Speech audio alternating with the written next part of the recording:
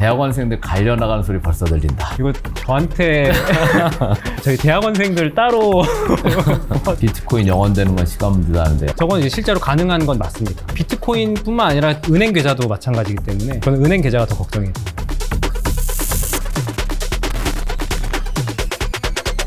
네, 오늘은 박경덕 교수님 모시고 몇 가지 연세대학교 양자컴퓨터 도입 관련해서 많은 관심들을 보여주고 있는데 그런 내용들에서 한번 논의를 해보겠습니다. 저희가 이제 11월 20일에 처음으로 이제 제막식을 하고 대중에 공개했습니다. 그리고 이제 소개 홍보 영상도 만들어서 유튜브에 올리고 했는데 나름 반응이 좋았던 것 같아요. 대외협력처장님이 오셔서 그런 얘기를 했어요. 연세대학교 유튜브 중에 단시간에 이렇게 많은 조회수가 올라간 게 이거 대단합니다라고 했었는데 그러다 보니까 댓글도 많이 달린 것 같고요. 몇 가지 댓글이 있어서 한번 읽어보겠습니다. 양자 컴퓨터로 크림빵 연구. 그러니까 연세대학교가 이제 크림빵이 사실 히트를 쳤잖아요. 어떻게 생각하시나요? 전문가로서 크림빵 연구. 제가 크림빵 전문가는 아니지만 뭐 양자 컴퓨터로 이제 크림빵을 이렇게 뭐 배달을 할 때 배달 경로를 최적화. 역시 뭐 이런 연구는 또 할 수 있을 것 같기도 하고요. 그리고 뭐 크림빵에 들어가는 성분들이 뭐 어떠한 상호작용을 통해서 어떠한 맛을 내고 뭐 이런 먼 미래에는 좀 상상을 해볼 수 있는 그런 연구 주제가 아닐까라고 생각이 됩니다. 그래서 답글 남겨주신 분께서 그런 연구에 관심 있으시면 찾아와서 연락하고 어떤 분이신지 모르겠지만 알파시시네요. 알파시 분께서는 우리 박경덕 교수님한테 한번 연락하셔도 될 것 같습니다. 고대생으로서 그저 부럽다. 부러우면 지는 건데 굉장히 솔직하신 것 같습니다. 이분도 비슷하네요. 카이스트는 양자컴 언제 이미 있나요? 카이스트에? 대학에서 연구용으로 개발하는 수중의 양자 컴퓨터는 이미 있습니다. 대부분 실험실 단위에서 맞습니다. 있겠죠? 실험실에서 몇 큐빗 정도? 맞습니다. 혹시 우리가 도입한 그 127, 그 100큐빗이라고 하는 의미를 한번 그 전문가 입장에서 어떤 의미를 부여할 수 있을까요? 얘기가 좀 길어질 수도 있을 것 같은데 이제 제가 박사생 때는 양자 컴퓨터를 실제로 만드는 일을 했었습니다. 거의 이제 박사 기간 5년을 이제 큐빗 3개 만드는 일에 바쳤던 건데 실례지만 그게 대충 언제쯤이었을까요? 2010년에서 15년입니다. 불과 10년 전이네요. 그때 이제 3큐빗, 3큐빗짜리 그런 걸 만드는 거에 정말 5년을 이렇게 바치면서도 쩔쩔맸었습니다. 그랬는데 이제 졸업을 하고 2017년도에 IBM에서 뭐 퀴스킷이라고 하는 소프트웨어 라이브러리를 공개를 하면서 누구나 양자 컴퓨터 5큐빗짜리 양자 컴퓨터를 쓸 수 있도록 대중에게 공개를 했었는데 그 사건이 저한테는 상당히 충격적이었습니다.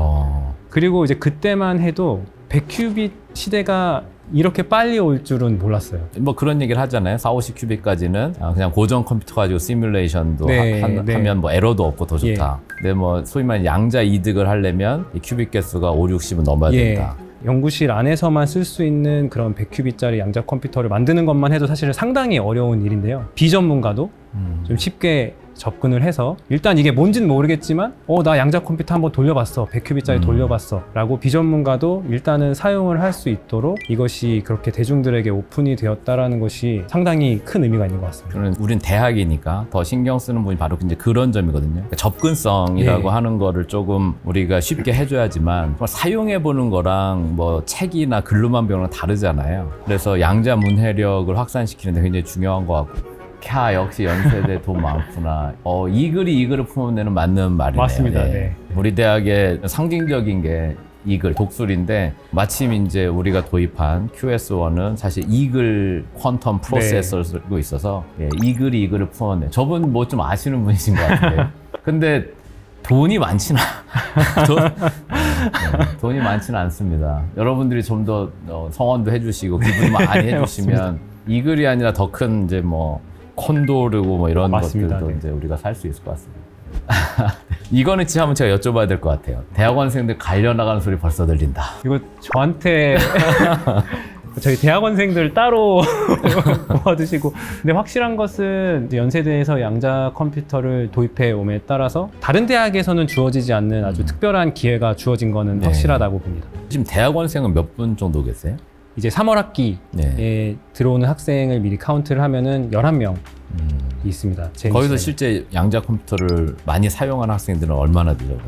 사실은 다라고 봐야 되나요? 원론적으로 11명이 이제 다 씁니다. 어떤 형태로든 쓰고 있습니다. 사실 IBM Q 클라우드에 들어가면 이제 접속해서 쓸 수가 있고 그런 면에서 봤을 때 데디케이티드 시스템을 가짐으로 해서 얻는 그런 장점이 있을까요? 활용에 있어서? 그 클라우드 상으로 접속을 할 때는 세계에 있는 수많은 IBM 네트워크 그 멤버들과 공유를 예. 하고 있었던 상황이고요. 지금은 컴퓨팅 타임을 자체적으로 운영을 할 수 있는 그렇죠. 상황이 예. 되었잖아요. 그렇기 때문에 학생들이 연구를 하는 데 있어서 그렇게 기다리고 하는 시간은 확실히 더 단축이 됐다라고 볼 수가 있을 것 같고요. 왜냐면 간혹가다 이제 뭐 양자 컴퓨터 계산 시간 너무 오래 걸리던데라고 하는 분들하고 얘기를 해보면 대기 시간을 포함을 시켜서 맞습니다. 예, 하더라고요. 그래서 사실 대기 시간은 양자 컴퓨터 자체의 퍼포먼스랑은 좀 다른 얘기인 것 같아서 그걸 맞습니다. 좀 구분해서 사실 양자 설명해 주시면. 컴퓨터에서 기본적인 연산 단위는 우리가 이제 게이트라는 표현을 씁니다. 네. 그거는 디지털 컴퓨터도 마찬가지. 디지털 컴퓨터에 있는 그 게이트의 개념을 양자에서도 똑같이 사용을 하는 건데 그 게이트라는 것의 시간은 대략적으로 그냥 나노세컨드 10의 마이너스 9승이죠. 그렇죠. 나노에서 뭐 마이크로 10의 마이너스 6승 초 정도의 단위입니다. 그래서 이제 그런 연산을 뭐 한 100번 정도 한다. 라고 해도 뭐 그래봤자 뭐 그죠. 그런 마이크로 세컨드 그러니까 쉽게 말하면 뭐 0.001초 이 정도. 그러니까 0이 한 6개가 있어야 되는 거죠. 그죠. 나노 계산을 1000번을 한다 하더라도 그래도 0이 그래도 0.00 소수점을 6개가 있어야 되는 겁니다. 그래서 이제 데디케이트 시스템이 훨씬 더 이제 중요해지겠네요. 그러니까 대기 시간 때문에 실제 계산 시간은 정말 몇 초도 안 되는데 계산이죠. 제조와 활용 두 가지를 동시에 해야지. 제조 능력이 없으면 그야말로 무용지물인데 양자컴이 완성되면 각 국가 기밀 수출도 안 될 텐데. 그 말씀 주신 것처럼 제조 능력도 분명히 필요합니다. 그래서 이제 양자컴이 완성된다라는 것의 의미는 그러니까 1024비트 또는 2048비트의 숫자로 암호화가 돼 있는 그 RSA 코드를 해독할 수 있을 정도의 수준의 양자컴을 말씀을 하시는 것 같아요. 그거는 국가 기밀이 맞죠. 그래서 서로 그렇죠. 기술을 공유를 하지 못하는 건 맞습니다. 해킹을 할 수 있는 컴퓨터, 나 해킹할 수 있는 컴퓨터 있다 자랑하고 다닐 사람은 아무도 없잖아요. 그렇죠. 근데 이제 그 정도 수준의 양자 컴퓨터가 되려면 한 대략적으로 100만 개의 큐빗이 오류율이 한 10의 마이너스 4승, 10의 마이너스 5승, 그러니까 한 10만 번 중에 한 번 정도 실패할 정도. 의 정확도로 작동을 해야 현재 상용화되고 있는 그런 암호를 깰 수가 있어요. 대략적으로. 당연히 모든 그 국가들과 많은 회사들이 그 정도 수준의 양자 컴퓨터를 만들기 위해서 레이스를 하겠죠. 하지만 아직 그 수준은 아닌 거고, 그러니까 우리가 양자 컴퓨터로 암호 해독만 할 건 아니고 다른 거에도 쓸 텐데, 그리고 100만 큐빗을 만들기 전에 우리가 100큐빗도 만들 거고 200큐빗도 만들 거고 300큐빗도 만들 거고 1000만 이렇게 갈 텐데 그냥 100만이 될 때까지 그냥 손 놓고 기다리고 있을 거냐, 그거는 또 아니잖아요. 근데 듣다 보니까 섬뜩한 느낌이 드는 게 정말로 국가에서 비밀리에 지금 말씀하신 RSA 암호 체계를 거의 붕괴시킬 수 있는 그런 양자컴이 되면 정말 소리 소문 없이 정말 총알 한 방도 안 쏘고 한 나라를 완전히 괴멸시킬 수가 있잖아요. 맞습니다. 하지만 그 전에 암호 해독을 할 수 있는 수준의 컴퓨터는 아니지만 여전히 이렇게 좋은 양자 컴퓨팅 자원이 있는데 이것을 어디에 활용을 할 것인지 그런 활용 연구가 계속해서 활발하게 진행이 될 것이라고 예상을 하고 있습니다. 크리스티아노도 젠슨 왕이 뭐 20년 얘기한 다음에 뭐 아시겠지만 3월 20일에 바로 이제 맞아요. GTC에서 퀀텀 데이 해서 본인이 직접 그 양자 컴퓨터 만드는 개발하는 회사들 다 이제 CTO, CEO를 갖다가 인비테이션해서 양자 컴퓨터의 미래에 대한 얘기를 한다고 하는 거 보면 본인이 어떻게 보면 또 뭐 하고 있을 것 같아요. 그리고 주도권을 갖기 위해서 예를 들면 20년이라고 해놓고 엔비디아가 5년 만에 했다, 10년 만에 할 수 있으니까 맞아요. 맞습니다. 그런 포석도 장기들이 있지 않을까. 그 양자팀이 있거든요. 사실 엔비디아 있죠. 계속 뭐 나오는 얘기 같아요. 비트코인 영원되는 건 시간 문제다 하는데 어떻게 생각하세요? 정말 저런 날이 올까요? 저건 이제 실제로 가능한 건 맞습니다. 네. 근데 그거는 제가 아까 말씀드린 100만 큐빗 수준이기 때문에 시간 문제는 맞죠. 그 시간이 얼마나일 텐데 우스갯소리 사토시의 계좌 비트코인 하나도 안 썼다고 하더라고요. 그것도 이제 그게 뭐 그런 얘기도 있지만 비트코인뿐만 아니라 은행 계좌도 문제가 되기 때문에 저는 은행 계좌가 더 걱정이 돼요.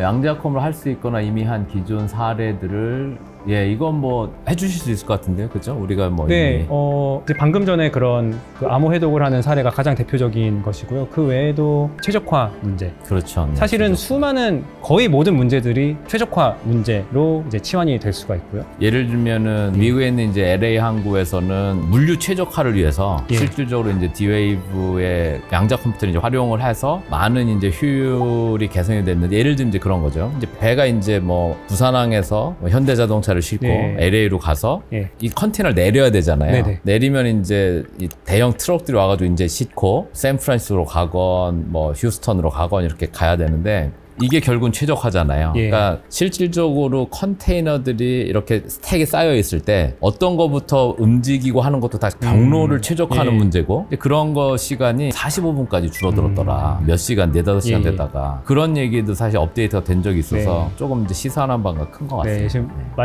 말씀해 주신 거 듣다 보니까 다시 크림빵이가 생각이 나요. 크림빵 최적화. 네, 맞습니다. 문학 노벨상에 이어 과학 분야도 연세대가 선도해 가기를. 굉장히 중요한 말씀이신 것 네, 같아요. 맞습니다. 잘 아시는 것처럼 국가적인 경사였죠. 근데 저것 때문에 이제 연세대학교 동문분들도 굉장히 고향이 되셔서 야, 이제 우리가 노벨 문학상뿐만 아니라 이제 노벨 평화상, 문학상, 이제 과학상도 받아야 되지 않겠나. 해서 그런 이제 투자를 하겠다는 그런 소식들도 들려서 양자 관련해서 노벨상을 굉장히 많이 탔잖아요. 맞습니다. 예. 뭐 양자 역학으로 뭐 따지면은 뭐 말할 필요도 없고 예. 양자 컴퓨터와 관련돼서 예, 두 건이 두 건이 있었습니다. 노벨상 예, 받았고 그러면 우리 대학에서도 양자 컴퓨터로 노벨상을 탈 수 있는 가능성 있는 연구 분야가 있을까요? 예상하기가 상당히 어려운 질문이긴 합니다. 아무래도 여전히 하드웨어를 만드는 부분에서 여러 가지 어려운 부분들이 있기 때문에 그런 부분들을 좀 잘 뚫어낼 수 있는 그런 어떤 새로운 획기적인 연구가 될 수도 있겠고요. 그리고 또 다른 것은 어떠한 난제를 푸는 데 있어서 이제 새로운 방법론으로 양자 컴퓨터를 활용을 하게 된다면 그 또한 충분히 이제 노벨 수상감이 될 수 있지 않을까라고 생각이 됩니다. 사실 뭐 이번에 노벨 화학상을 받았던 분들이 어쩌면 그런 케이스가 될 수가 있겠죠. AI를 활용해서 화학 분야 또는 생물학 분야의 난제를 해결하는 데 기여를 하심으로써 노벨상을 받으셨잖아요. 지금 말씀하신 것 중에서 그런 예시가 있을까요? 이게 너무 뭐 에러가 많으니까 에러를 낮출 수 있는 뭐 이런 것들이 가능성이 있을까요? 이제 그 에러를 낮추면서 계속해서 이제 원하는 대로 그 연산을 이어나갈 수 있게 해주는 기술을 결함 허용 컴퓨팅이라고 표현을 하는데요. 네. 결함이 있음에도 불구하고 계속해서 컴퓨팅을 해 나간다라는 그런 의미인데 사실 모든 물리적인 장치들은 다 오류가 발생을 합니다. 그거는 네. 디지털 컴퓨터도 마찬가지고 아날로그 컴퓨터 대신에 우리가 이제 디지털 컴퓨터를 쓰는 이유도 그런 오류 보정을 하면서 결함 허용 컴퓨팅을 하기가 훨씬 쉽기 때문이거든요. 이제 양자 컴퓨팅에서도 결함 허용 컴퓨팅을 할 수 있다라는 것이 이론적으로는 잘 정리가 되어 있습니다. 그런데 이제 이것을 실제적으로 물리적으로 구현을 해주는 하드웨어를 아직은 만들지를 못한 것이죠. 이게 원리적으로 가능한데 기술적인 한계가 있는 건가요? 아니면 예, 정말로 맞습니다. 입증이 됐나요? 원리적으로 가능하다는 예, 맞습니다. 예. 간혹 항상 이제 양자가 나오게 되면 혼란스러워지는 게 원리적으로 불가능하다는 얘기가 몇 번 나왔었잖아요. 예를 들면 불확정성의 원리도 사실 그런 거잖아요. 예. 아인슈타인하고 논쟁이 야 그거는 측정의 기술적인 문제지 그게 왜 두 개를 갖다가 정확하게 못하냐라고 하는 그 논쟁이 너무나 길었기 때문에 그래서 이제 어떤 되게 학문적인 측면에서는 재밌는 게 정말 수십 년을 그런 결함 허용 양자 컴퓨터를 만들기 위해서 연구를 하고 그 끝에 가서 결국에는 이게 불가능하다라는 결론이 내려진다면 그것은 뭔가 지금 우리가 알고 있는 양자 역학에 오류가 있었다. 뭔가 어떤 근본적으로 뭔가를 잘못 이해하고 있다라는 것이기 때문에 그것 자체도 상당히 흥미로운 일이 될 수가 있습니다. 그러네요. 진짜 결함 허용 컴퓨터가 구현되느냐 안 되느냐가 양자 역학의 가장 본질적인 질문과 논란에 대해서도 뭔가 답을 주거나 또 새로운 생각의 계기를 마련해 줄 것 같네요. 네. 양자 컴퓨터도 안 되는 계산이 있다. 저는 이 질문이 되게 반가운 질문이에요. 잘 언급이 안 되는 내용 중에 하나인데요. 디지털 컴퓨터로 할 수 있는 모든 연산은 양자 컴퓨터로도 효율적으로 할 수가 있어요. 이론적으로 딱 증명이 돼서 이미 논란의 여지가 없는 내용이에요. 그런데 그냥 디지털 컴퓨터가 하는 거를 똑같이 하는 양자 컴퓨터를 만드는 건 재미가 없는 거죠. 왜냐하면은 디지털 컴퓨터는 실리콘 기반의 기술로 이거를 대량 생산을 해내고 그런 기술들이 이미 잘 정리가 돼 있잖아요. 그러면은 디지털 컴퓨터로 하기 정말 힘든 거를 양자 컴퓨터가 할 수 있느냐가 중요한 질문인 겁니다. 그런데 디지털 컴퓨터가 풀지 못하는 수많은 문제들이 또 있잖아요. 그 모든 문제들을 양자 컴퓨터가 다 풀어주는 거는 아니다. 이렇게 이해를 하시면 될 것 같습니다. 항상 그런 질문들이 이제 그런 것 같아요. 그러니까 예를 들면 큰 칼이 있어요. 저걸로 사과 깎을 수 있는데 깎죠. 왜 못 깎아요? 맞아요. 예. 그죠? 뭐 칼 아무리 커도 깎을 수 있어요, 사과를. 그런데 어떻게 보면은 계산 자원을 어느 정도 효율성으로 쓰냐인데 계산 비용이 높은 하드웨어를 만드는 비용이 훨씬 많이 드는 거죠. 그렇기 때문에 이제 디지털 컴퓨터로 풀기 정말 어려운 문제를 풀기 위해서 양자 컴퓨터를 쓰고 싶은 것이고요. 사실 그런 세상이 오게 하기 위해서 연구 개발하시는 거잖아요. 네, 이 양자 컴퓨터가 디지털 컴퓨터로 풀기 힘든 그 수많은 문제들 중에 과연 얼마나 많은 문제들을 더 잘 풀어줄 수 있을 것인가, 이런 것들을 이제 기초 연구하는 단계에서 많이 연구를 하고 있습니다. 작아질까요? 아니, 초전도 기반은 힘들겠죠. 왜냐면 초전도 기반으로 힘듭니다. 기판에 이제 큐빗을 구현할 때 대략적인 그 크기 스케일이 있어요. 네. 대략적으로 한 마이크로미터 수준이라고 생각하시면 돼요. 0이 이제 6개가 붙는 거죠. 네. 그렇기 때문에 이제 공간이 그만큼 이제 제약 조건이 있는 거죠. 공간에 대한 피지컬 제약 조건. 디멘전이 필요한 만큼이 있어서. 그런데 이제 지금 그렇게 상용화가 되고 있지는 않은데 스핀을 활용을 하는 큐비트들이 있는데 그 크기를 나노미터 수준? 그러니까 1000배를 더 줄일 수가 있어요. 근데 휴대용 컴퓨터나 개인용까지 그 정도 크기로. 근데 그것도 여전히 온도는 낮춰야 됩니다. 온도는 낮춰야 돼서 휴대용으로는 힘들고요. 그러니까 좀 재미없는 얘기지만 나는 한 7큐빗? 한 10큐빗 정도 컴퓨터만 만들래라고 하면은 상온 양자 컴퓨터를 만들 수가 있어요. 그래서 실제로 이제 중국에서는 그런 양자 컴퓨터를 만드는 회사가 있어요. 제가 이제 거기도 방문을 예전에 한 적이 있는데 그냥 워크스테이션 같은 한 요만한 요 정도 크기예요. 그게 실제 양자 컴퓨터. 그러니까 혼자 들기엔 좀 무거워요. 그 안에 이제 무거운 자석이 들어있는데 그래도 남자 2명 정도 이렇게 들 수 있는 건데 그게 몇 큐빗 정도? 그게 한 5큐빗 정도. 5큐빗 정도. 예. 근데 한 10큐빗 정도까지는 그렇게 상온에서 데스크탑의 한 1.5배, 한 2배 정도 되는 크기로 만들 수 현재 그런 기술이 이미 있습니다. 그렇군요. 예. 연세대 가야겠다. 내가 저분은 고등학생인 것 같아요. 재수생? 초등학생일 수도 있어요. 그러네요. 네. 네. 뭐 예측하기가 좀 어렵습니다. 그런 질문 많이 받아본 것 같아요, 저도. 양자 컴퓨터 만들거나 아니면 양자 컴퓨터를 활용하는 그런 쪽으로 하려면 뭐가 필요하냐, 뭘 준비해야 되냐, 뭐 이런 얘기를 많이 하는데. 폭넓게는 그 양자 정보 과학이라는 분야를 생각했을 때 이 분야가 사실은 상당히 이 다학제적인 아주 융합적인 분야입니다. 그래서 뭐 궁극적으로는 어떤 양자정보학 이런 뭐 전공이 필요할 수도 있겠지만 그런 하나로 묶어주는 전공이 아니더라도 어떤 뭐 물리학이나 또는 전자공학, 컴퓨터과학 등등등 뭐 응용통계학, 응용수학, 뭐 다양한 또는 화학과 이런 다양한 백그라운드를 가진 학생들이 이제 각자의 어떠한 전문적인 지식을 가지고 모여서 양자 컴퓨팅 학문을 이제 공부를 같이 할 수가 있거든요. 그리고 제가 좀 재미있는 저의 경험담을 말씀을 드리면 저는 이제 학부와 박사를 다 이제 물리학을 전공을 했습니다. 근데 학부 때 그 양자역학이 이제 되게 어려웠어요. 양자역학을 뭐 2학년, 3학년, 4학년 계속 듣는데 양자역학을 2학년 양자역학 당연히 이해 못하고 넘어가고 3학년 양자역학 당연히 이해 못하고 넘어갔어요. 근데 이제 4학년 1학기 때 그 제가 다니던 학교에 양자정보과학 수업이 이제 4학년 때 이제 열리거든요.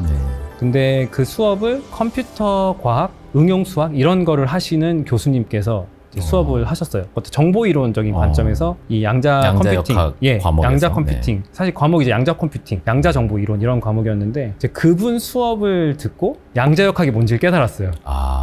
양자역학이 깨달음의 순간이 그때 오셨군요. 네, 근데 그게 아이러니하게도 물리학 수업이 아니라 수학과 수업이었던 거거든요. 수학과 수업을 들으면서 양자역학을 이렇게 깨우치게 됐었거든요. 이게 또 수학이나 또 물리학이나 뭐 양자역학이나 이런 것들을 어렵게 생각하시는 분들이 막상 양자 컴퓨팅을 공부를 하시면서 이제 반대로 양자역학이 이런 거였어?를 이해하실 수도 있지 않을까? 라는 생각도 해봅니다. 박경덕 교수님은 실제 강의하고 계시잖아요. 예, 맞습니다. 학부에서. 저는 뭐 학부 대학원도 그렇고 지금 계속 수업을 하고 있고요. 저 말고도 교내에서 뭐 학부 레벨 또는 대학원 레벨의 그 양자 컴퓨팅 관련된 수업을 하시는 교수님이 몇 분 계십니다. 그러니까 꼭 우리 대학에 오셔서 양자 컴퓨터 가지고 많은 연구도 하고 사회에 기여할 수 있는 그런 기회를 만들면 좋을 것 같습니다.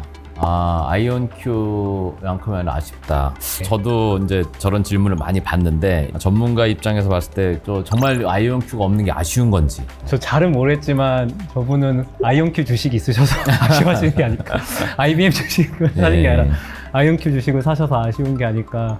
뭐 그냥 조심스럽게 생각을 해보는데요. 지금 뭐 아이온큐도 그렇고 뭐 그 외에 뭐 회사들을 언급하자면 많은 회사들이 있습니다. 뭐 구글도 있고, 뭐 AWS도 사실 양자 컴퓨팅 하고 있고, 마이크로소프트, IBM. 그런데 일단 연세대학교에서 이 양자 컴퓨터를 도입을 함으로써 이렇게 추구하고자 하는 것은 먼 미래에는 이 양자 컴퓨팅 기술이 인류의 삶을 뭐 진짜 질적으로 이렇게 좀 향상을 하는 데 있어서 기여하는 그러한 기술이 될 거다라고 이 양자 컴퓨팅 기술의 그 가능성을 보고서 멀리 보고서 지금 이렇게 투자를 하는 거잖아요. 그런 측면에서 봤을 때 IBM이 좀 눈에 띄게 잘하는 것은 접근성이 상당히 좋습니다. 뭐 IBM 자체적으로 교육 프로그램도 좋은 것들을 많이 만들고 있고 그래서 그런 접근성을 생각을 했을 때 IBM이 상당히 이제 좋은 선택이 아니었나라는 생각이 듭니다. 테스트 제품은 아니죠? 뭐 물론 IBM이 가지고 있는 최고의 기술은 아닌 건 맞죠. 그건 당연한 것 같습니다. 최고의 기술을 공개를 안 하는 건 당연하고요. 최고의 기술이 상용화, 그거는 이제 개발을 해서 미래에 상용화되는 거고. 예. 이게 마지막인가요? 제일 맵네, 마지막에. 오늘 뭐 하여간 장시간 동안 우리 댓글까지 다 이렇게 답변해 주시면서 어떤 인사이트 그리고 안목과 통찰을 공유해서 너무 감사드리고요. 마지막으로 제가 2030년 이후 연세대는 양자 컴퓨터로 인해 어떤 모습의 대학이 됐을까요? 라고 하는 굉장히 좀 그런 좋은 질문인 것 같아요. 어떻게 생각하세요? 정말 2030년 이후에 연세대학교는 어떤 모습일까요? 2030년이면 사실 얼마 안 남았거든요. 그렇죠. 얼마 안 남았는데 이제 양자 컴퓨팅 관련된 뭐 학회 이렇게 커뮤니티 속해 있다 보면은 세계적으로 양자 컴퓨팅 뭐 어떤 분야라고 하면은 딱 생각나는 대학들이 이렇게 있거든요. 네. 저는 2030년 정도면은 전 세계적으로 사람들이 양자 컴퓨팅을 생각을 했을 때 연세대가 그래도 그 떠오르는 기관들, 네. 대학들 중에 하나였으면 좋겠다라는 생각을 하고 충분히 그렇게 할 수 있지 않을까라고 네. 생각을 해봅니다. 박경덕 교수님께서 탁월한 연구 그리고 후학들 양성을 통해서 그렇게 될 거라고 저도 믿어 의심치 열심히 않습니다. 하겠습니다. 네. 네, 오늘 늦은 시간까지 주말 늦은 시간까지 너무 감사합니다. 네, 너무 감사합니다. 네.